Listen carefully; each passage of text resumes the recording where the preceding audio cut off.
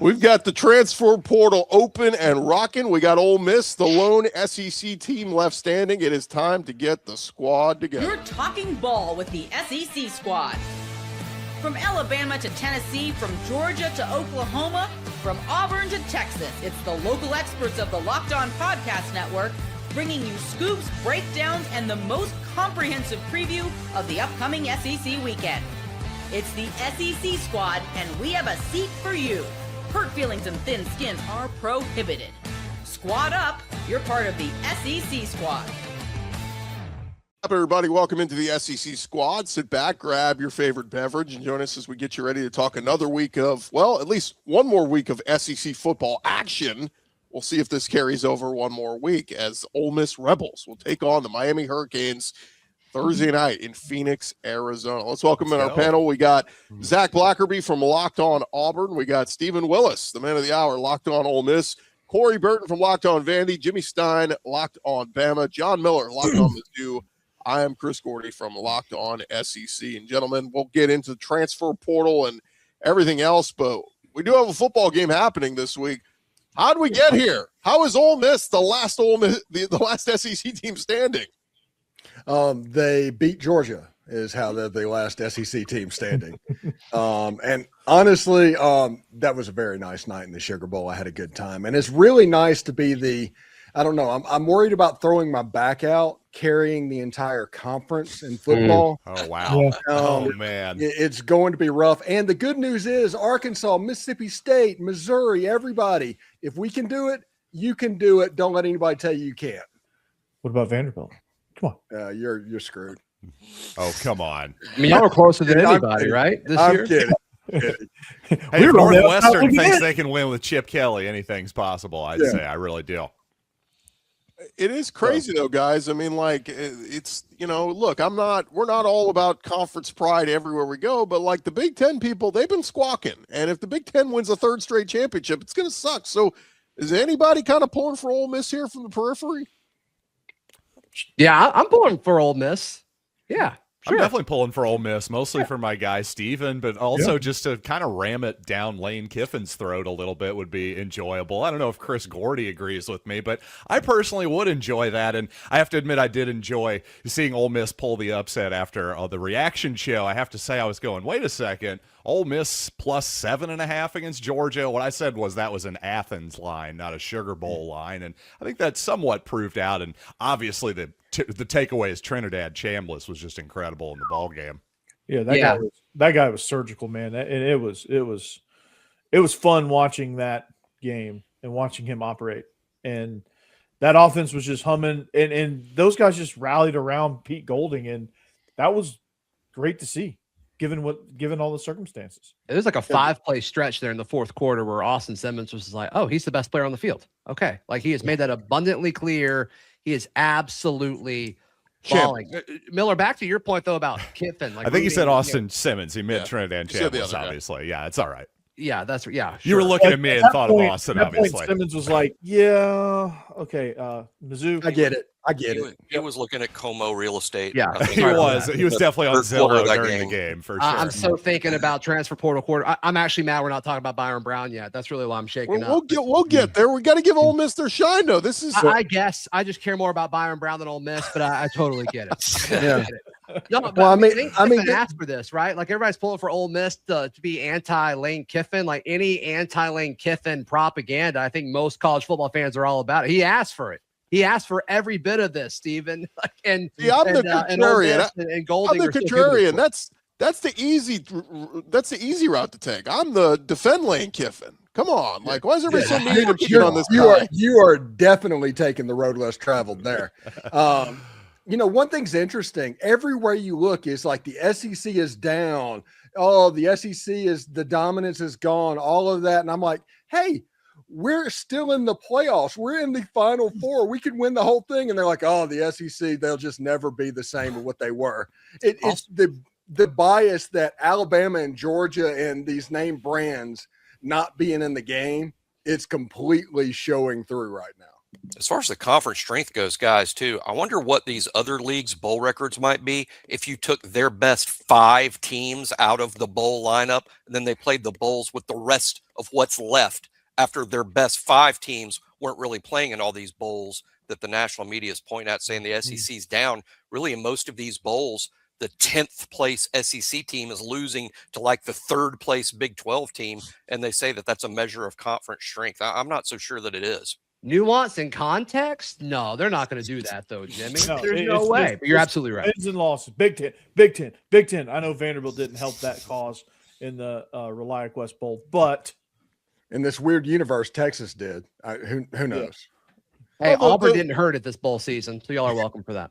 The crazy thing is, I mean, LSU Houston was close. Tennessee Illinois was like a lot of games were close. The only one that really I give props they were pretty fully loaded was Vandy. They just had a terrible first half, played much better in the second half, but it was a little too late. Missouri was close against Virginia, even though once again we could barely complete a forward pass the last month of the season. So I guess congrats to us. Yeah, like Judge Missouri on a quarterback that's definitely not going to be QB1. That seems. And again, Virginia no worse than the 3rd best team in the ACC based on the regular season, and Missouri finishing somewhere around 9th in the SEC. I'm not so sure that's ACC versus SEC. They should have won the ACC championship, but they let it slip away. We buried 2 SEC teams this past weekend. We know Georgia was close with Ole Miss and lost in the final seconds. But Jimmy Stein, your Alabama Crimson Tide got obliterated by Indiana. What happened? Not going to defend that. I mean, it was a strange season for Alabama in the sense that it was bookended by what amounts to disasters. There was the disaster to open the season against Florida State. There was a disaster to end the season against Indiana. The 13 games in between were largely really good. I mean, it included a lot of the road win over Georgia, beating 4 ranked teams in a row, finishing the SEC regular season as the number 1 seed going into the SEC championship game, getting not only to the playoff, but winning a game in the playoff on the road. A lot of good things in those 13 games, but the bookends were literal disasters as far as the fans in Tuscaloosa are concerned. As far as anybody's concerned, I haven't seen Alabama get shellacked like that in quite some time. Yeah, it was a physical. Jimmy, when's the last time that's happened? Arkansas in 1998 was the last time they were beaten that badly, and Arkansas that year clearly is not what Indiana is this year. That was Mike Dubose' 2nd year at Alabama, and that was, I think, a September game. It's been that long. This was a physical beatdown at the line of scrimmage. There's no question. The line of scrimmage was going to be Alabama's emphasis in the transfer portal. That just put some exclamation points on it. But I will give a shout out to Indiana. They're very good. That's a great combination of talent plus execution plus drive, and the ultimate collection of where the sum is greater than the parts. They've got great chemistry. They play together. They absolutely whipped Alabama up front on both sides of the ball. Yeah, you said it was a strange season for Alabama, and I would agree with that. It's a really strange season when Indiana is 14-0. That's the most bizarre season in the history of their program, if you consider that an outlier, which it obviously is. Bud Elliott wakes up in a cold sweat looking at their roster. Does this give the SEC hope, though? Like this magical run that Ole Miss is having, and let's see how much further they can go, but like, maybe a Mizzou could break through one year. Maybe an Auburn, Zach, could break through. I mean, does this give you hope?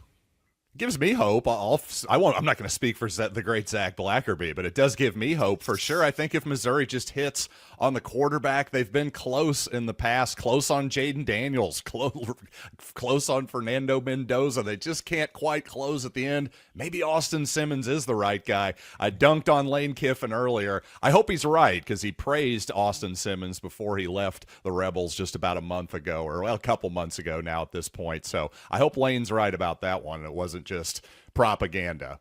Yeah, and going against Auburn won a national title like 15 years ago. So, of course, Auburn can do it. Sure. They play for another one. Maybe play for another one a few years later. Yep. Exactly. Yeah. Maybe Kentucky. There's hope for Kentucky, hope for South Carolina, those schools. Starts a quarterback.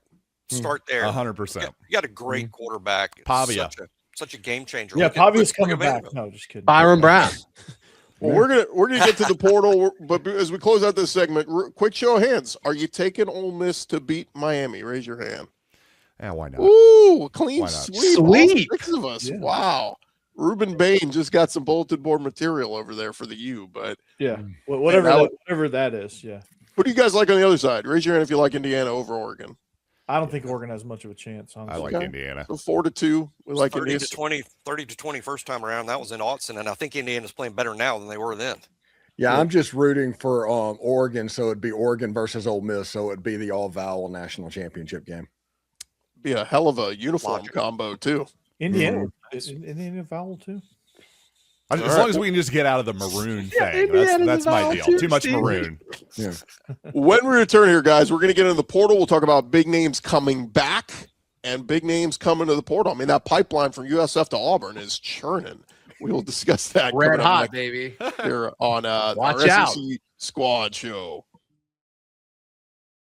Hey, real quick, guys, the wild card round is here. And FanDuel, they are officially in playoff mode every game day during the NFL playoffs. FanDuel is giving customers even more ways to get in on the action because right now, every NFL playoff game day, FanDuel users get a profit boost pack waiting for them inside the app. What does that mean? Well, each game day, you'll see a pack loaded with multiple profit boosts you can apply to the bets that you like most. You open the profit boost pack, you pick the boost that you want to apply and use your game day instincts. Whether you're back in momentum, defense, quarterback play, whatever it is, the boost will give you more juice on the bets you already like instead of forcing you to bet something new. Every play feels bigger, and the boost will make your bets feel that way too. You make your picks, apply your profit boost to go after even bigger payouts while the playoffs get rolling. So visit FanDuel, an official sportsbook partner of the NFL, and grab your profit boost pack every NFL playoff game day with FanDuel. All right, gents, we get into it. The transfer portal is rocking and rolling, and we have got a lot of the quarterback pictures starting to shore up around the SEC. First, we find out Trinidad Chambliss has announced he's going to come back to Ole Miss if he gets that 6-year waiver. So Stephen will certainly be keeping an eye on that. But Zach, you got your quarterback this week, Byron Brown from USF. Yes. Looks like a goat out there, the way he plays football. I mean, production all over the place, right? Like only a handful of quarterbacks have passed for 3,000 and rushed for 1,000 in a single season. Obviously, he did that under Goalish and Joel Gordon at USF a year ago. But my favorite thing, like we all know what the stats are, and you can look at the eye test. Like clearly, Byron Brown is going to be a tough to tackle player and all of that. But the thing, just from the Auburn perspective, I'm so excited about is I don't have to twist and turn and try to sell any sort of like quarterback potential this summer. I don't have to say, oh, well, Jackson Arnold was really good coming out of high school and he was in a terrible situation in Oklahoma, or well, Peyton Thorne was good 2 years ago and then all of his NFL guys left and he was just mad. I'm so happy, guys. I don't have to do that anymore. I'm I happy for you. The production that's actually there. So that's yeah, Alex Goalish forever. It's funny you talk about Byron Brown right after Trinidad Chambliss, but those type quarterbacks are extremely difficult to defend. That not only are they super athletic and quality passers, they make good decisions. And those are the toughest guys to defend. A defense can do everything they're coached to do. Those guys still make a play. Very dangerous quarterback, and Alabama's faced Byron Brown a couple times. He rushed for over 100 yards last time they played him, and he helped make the games close both times. He's an SEC player. I fully believe that. Yeah, he beat as many SEC teams as Auburn did last year. Well, he'll have some familiar players. I think like half the receiving core from USF is coming over to Auburn as well. So Yes. Be interesting to watch that. No need to build continuity. It's already there. John Miller, you got your quarterback. You kind of touched on it already, but Austin Simmons, got to be excited about that. Stephen was raving about Austin Simmons all summer. I love Austin Simmons. I think he's going to be a great guy. I'm really interested. He's a really interesting piece, a really high upside prospect. Even Steven told me he thinks he's got, one of one, number one overall pick type of talent even. And I'll just say that's the consensus coming out of Ole Miss. I've never had so many fans. I mean, really, this is not even remotely an exaggeration. I'm getting 50 to 100 times as many messages about Austin Simmons from Ole Miss fans as I've ever gotten about any other player who's come from the portal. I'm not really sure why that is. Maybe I just made a brilliant short that went viral, and I'll give myself the credit. But seriously, I've been stunned by how much real love has come from the Rebels fans, not only but because, well, they like his talent as a player, his skill set as a player, but apparently just a great guy too, who was able to graduate high school at like 16 years old, got an undergrad degree from Oxford at 19, that type of thing. So just an impressive young man. And most importantly to me, it seemed like last year, while I was actually kind of higher on Bo Prabula, I think, than a lot of people. The reality is Drinkwitz kind of settled on him a little bit. He was going after other guys, notably, like I already pointed out, Mendoza. Hey, Indiana closed on him before Missouri could get him on campus. You see that happen all the time in the portal. But the fact that Drinkwitz sought out Simmons, closed the deal early in the process, I think that's going to pay dividends also for just planning for the rest of this process here over the next couple weeks. Yeah, John, it's got to help, and same with Zach with two quarterbacks of that caliber. It's got to help with recruiting. I mean, Jared Curtis is not a portal quarterback, but I mean, Vandy's got some pretty impressive pieces out of the portal so far, and they've got a couple of receivers visiting that are going to be really dynamic pieces, and it's all because Jared Curtis. So having that quarterback, Austin Simmons, Byron Brown. Like those quarterbacks can attract top talent, and guys will want to go to Missouri or go to Auburn to play with those guys. Yeah, those guys want to win. It's not just about the offensive skill guys either, to your point. Jimmy, let me go to you next. Real quick, one thing with Austin Simmons. This is a guy that got Wally pipped at Ole Miss, did nothing wrong and lost his starting job. And instead of throwing a temper tantrum, being a bad teammate, he actually worked with Trinidad Chambliss and helped get him to the point he is right now. That is the reason Ole Miss fans love him, because of what he went through and how he handled it. That was an old infielder for the Yankees back in the day, for people who don't get the Wally Pipp reference. Jimmy, I want to throw in Bama, because as of this recording, Ty Simpson has not made a decision yet, but there's some talk that if he doesn't go pro, the door might be closed at Bama. They may go, you know what, thanks, but no thanks, Ty. Tennessee could get in the mix. Is it the Keelan Russell era? Is it Austin Mack? Where's Bama going? I don't believe that's the case. I think Ty's real alternatives that he's considering is either entering the NFL draft, and he'll make a decision on that probably in the next 2 days. Could come as soon as tomorrow, or even who knows, but very soon. I think if Ty does not enter the NFL draft, he'll return to Alabama. I don't really buy a lot into that transfer talk. Sources close to Ty don't indicate that in terms of who we've dealt with. I expect Ty to enter the draft as my expectation, but if he does not, I think it's a return to Alabama. If he returns, what happens with Keelan Russell? Because this is the day and age that nobody wants to sit and wait. Right. I think Austin Mack would be almost certain to leave if Ty returns, because Austin Mack will be a redshirt junior this fall. He's ready to start, and Alabama's quarterback coach is now the offensive coordinator at Michigan State. I would look for maybe Austin Mack to move on to Michigan State should Ty return. I don't believe Keelan Russell's going anywhere. Keelan was asked by the media during Rose Bowl prep, do you plan to enter the portal if Ty returns? And he said no. Now, does that, there's been other players that have said the same thing, and then they were in the portal on day one. But the expectation is that Keelan Russell would not leave, that he would have, one more year of patience and play quite a bit as QB2 with the fifth-year senior like Ty. And Steven, it sounds like if Trinidad does not get that 6 year of eligibility, you're going to get Zach's stud recruit in Deuce Knight potentially coming to Oxford. That is the rumor out there. It feels like that's going pretty good. And I would expect another quarterback on top of that. We don't even know who that would be, but they would stack that room a little bit. I do believe, but I think Deuce Knight is a real possibility for the Ole Miss team. And just to catch everybody up on the other moves, so I assume Gunnar Stockton will make an announcement. He's come back to Georgia. I can't imagine he wouldn't be back. Yeah. Zach ducking out, by the way. Bye, Zach. Texas A&M, Marcel Reed announced he's coming back. We know Arch Manning announced he's coming back to Texas. John Mateer, I would expect an announcement from him very soon. He's come back from Oklahoma. I can't imagine he would go pro. Tennessee, the Joey Aguilar thing, he's applied for another year. Don't know if he's going to get it. So where does Josh Heupel and company go there? LSU, as of this recording, they're hosting Sam Leavitt from Arizona State. We'll see what happens if they get him. Kentucky goes against Kenny Minchie from Notre Dame, flipped him from Nebraska. That was wild. Florida brought in Aaron Philo, the backer from Georgia Tech. He's going to compete with the guys in-house. Mississippi State, Kamario Taylor, all signs point to him being the guy moving forward. And then South Carolina, Lenore Sellers back. And then Arkansas, sounds like they'll go with the young guy. So that's kind of the landscape of the SEC, but pretty crazy, guys. We're going to have a lot of the same guys back next year.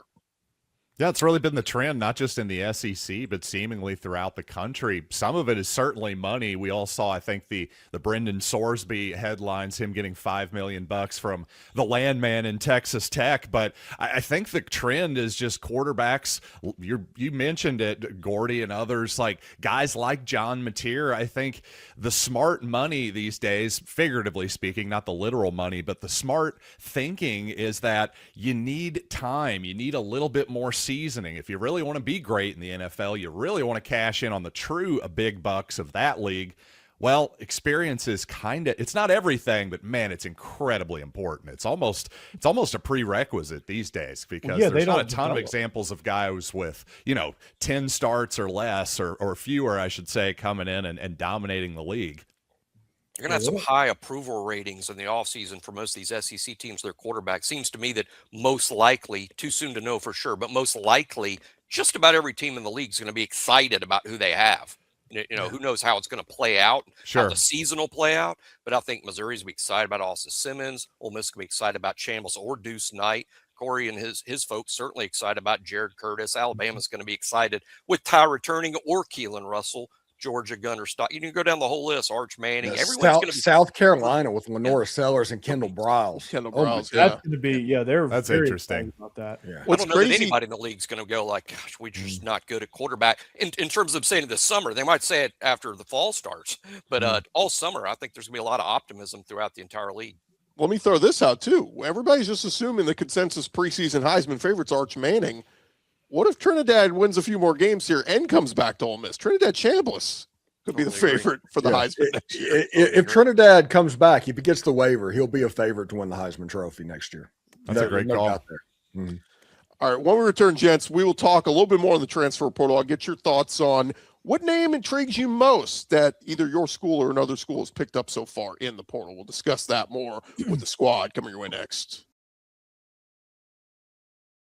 And first, I want to remind you guys about our friends over at Rugiet. We got to talk about something that men don't bring up, but you absolutely should. It's stress from work, it's money, it's life. It just doesn't switch off at night. When it shows up at the worst possible time, Rugiet Ready is designed to help you take back control. Rugiet Ready is a next-generation prescription treatment created to support both the brain and the body so you can feel present, confident, and ready when the moment matters. Rugiet Ready, they combine 3 clinically proven ingredients in one mint that dissolves under your tongue so it absorbs fast, and the science behind Rugiet Ready stands out. 3 clinically proven ingredients in one formula designed for both mental and physical readiness. You connect with a board-certified doctor online. Everything ships discreetly to your door. Most men are ready in about 15 minutes on average, so you can stay present, confident, and in control when the moment is right. Corey knows exactly what I'm talking about. If you've been thinking about taking the next step, now is the time. Head to Rugiet.com/LockedOnCollege. That's RUGIET.com/LockedOnCollege. Get 15% off your order for a limited time. Rugiet Ready. Feel present, feel confident, and feel ready with Rugiet. All right, we jump back into it with our Corey's always ready. We jump back into it here. I want to remind you guys, too, if you've been thinking about or if you're an everydayer on any of our Locked On shows, thank you for making us your first listen every day. And thank you for making Locked On the #1 sports podcast network. But if you haven't already, go check out our new Everydayer Club and get your favorite Locked On show with no interruptions, members-only Discord access, and more, all for just $5 a month or $50 for a year. All you got to do is check our link in the show notes to learn more on your favorite Locked On show. You want to talk one-on-one with John Miller? He'll be right there on the Discord channel, so check it out. Guys, I wanted to pose it to you because, man, this transfer portal is humming and going 100 miles per hour right now. But We talked about the quarterbacks, but there have been other moves, wide receivers, running backs, everything else. Give me the transfer portal move you've liked most, whether it's your school or another school.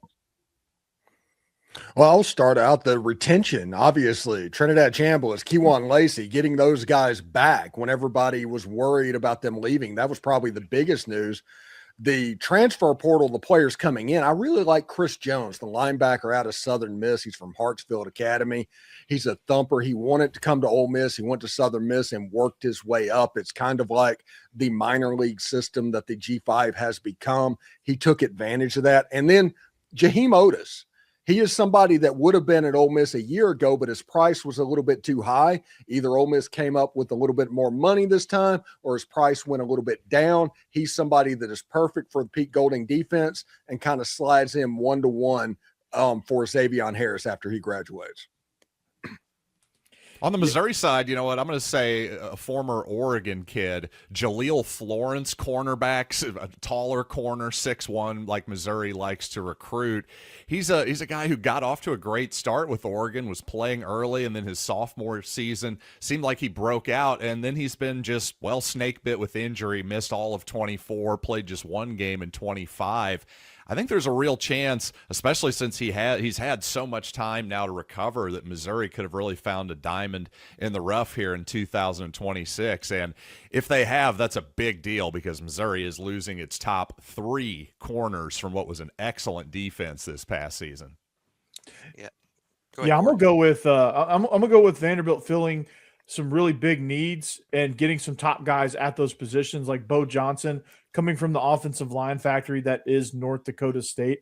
6'6", 300-pound guy with great feet, dominating run blocking. I mean, that's the piece you needed to pick up to protect and help get things going on the offensive line and to help protect Jared Curtis.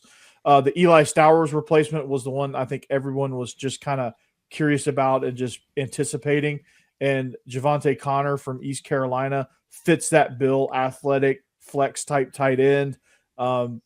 Everybody's excited about him and the athleticism that he brings. So, I think, and then you add Kobe Sellers from Texas A&M. The first time Vanderbilt has plucked an SEC transfer portal guy, 4-star kid out of high school coming to play corner. Like, this is probably the highest quality portal haul that Clark Lee has ever gotten. And it's still going. And the one that intrigues me is Nitro Tuggle is visiting. And that'll be an interesting get if they can land him. Yeah, Alabama's best get to this point is Hollywood Smothers. He's a running back from North Carolina State. He was a first-team All-ACC this past year as a redshirt sophomore, rushed for nearly 1,000 yards, a big-time playmaker, several home runs he hit from the NC State backfield, catches the ball well. Alabama had tremendous trouble running the ball this year. I don't think it's just the talent at running back, though that was a factor. I think it's up front, the blocking from the tight end, maybe overall scheme. But adding a Hollywood Smothers, now you at least check the box of if you can't run the ball now, it's not the running back. I think Hollywood Smothers, despite the fact Alabama will return some veterans, Smothers is RB1 day one at Alabama this spring and fall. Elite name, by the way, Hollywood Smothers. Second Hollywood. He joins Hollywood Williams, Ryan Hollywood Williams. Not related, though they have the same first name. I'm gonna give some love to Kentucky real quick because I like Will. First off, I like Will Stein. What is he, like 34? Like he's like super young. And I mean, look at Oregon. The offense has been great, but he's going out and hitting the portal hard at Kentucky. It's gonna look very different at Kentucky this coming year. You get Kenny Minchie, a quarterback from Notre Dame, but they go and get the #1 center in the portal in Colton Price from Baylor. And then they go get Javante Barnes, a running back from Oklahoma, who's had like over 1,000 yards rushing at Oklahoma in this time there. Like they're adding these little pieces here and there. And I go, okay, Kentucky, maybe they're not that easy out in 2026. They might be a little bit of a problem for some people. I like the aggression in the portal. I mean, that's new. I mean, them being this aggressive, going after the same names that the other elite SEC programs are pursuing. That's a little new for them. They usually just get the scrappy guys. They're kind of like Vandy. They're just going to get the scrappy, unheralded guys that they get to overachieve. And this time they're going after studs. I mean, that center from Baylor is who I wanted Vanderbilt to get because they need to replace their center in Jordan White. So that's somebody I wanted Vanderbilt to go after. And he landed at Kentucky, I was like, oh dang, okay, good get for them. Before we get out of here real quick, at the press conference at the Fiesta Bowl, Joe Judge was asked about the coaches back and forth, the chaotic nature of all that. His reply was, my neighbor next door in New England was Aaron Hernandez, and I know that this is still more chaotic. Oh, wow. So, okay. Yeah. Okay. Got a serial killer situation going on in Oxford, apparently. Yeah. At least we know Lane Kiffin hasn't killed anybody. At least we know of. So that's so he's got that going for him. At least he's likable from that standpoint. But one more portal name I'll put out there: Hollywood Smothers is going in. How about Rocky Beers, tight end, going to Oklahoma? I think that's. I like him already. Yes. Yep.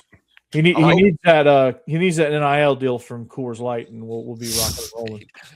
Well, apparently it's part of a trio. His sister plays basketball at Oklahoma, and then his other brother, Rowdy Beers, plays at FIU. I'm like, get his butt to Oklahoma too. Okay. Whole beer family. That's not an NIL deal with Coors Light. That is an NIL deal with PBR. Yeah, I was just going with the Rocky Beers. Now Chris is just making up names. There's no way. Rocky Beers and Rowdy Beers and Reagan. No, Rowdy Beers, I could see that because many colleges, there's probably people that get pretty rowdy when they drink too much beer. Yeah. How does Rowdy Beers not go to an SEC school? Seriously. How is Rowdy Beers and Rocky Beers not a tag team duo in WWE? Might be. No, that's not WWE. That would be like whatever the third level down is. ECW or whatever. Yeah. Hey, Does WWE have a G League? Yeah, NXT.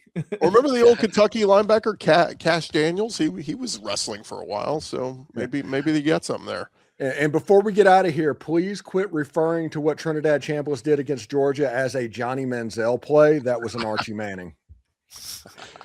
It was Manziel. That's all. That's our best. That was an Archie Manziel play. There you go. Yeah, it's Archie Manning on Archie's field. Could be Jane Daniels. Could have been that. Thank you guys for tuning into today's SEC Squad show. Make sure you follow and subscribe to your favorite SEC podcast show to get all your latest episodes. And if you never miss an episode, the Everydayer Club is built for you. Get your favorite Locked On show ad-free, plus members-only Discord access and more. Just head to the link in the show notes below to join the club. For Stephen Willis, Jimmy Stein, Corey Burton, John Miller, and Zach Blackerby, who jumped out early, I'm Chris Gordy. This has been SEC Squad Show. We'll talk to you guys next week. Come on back and see us. Peace.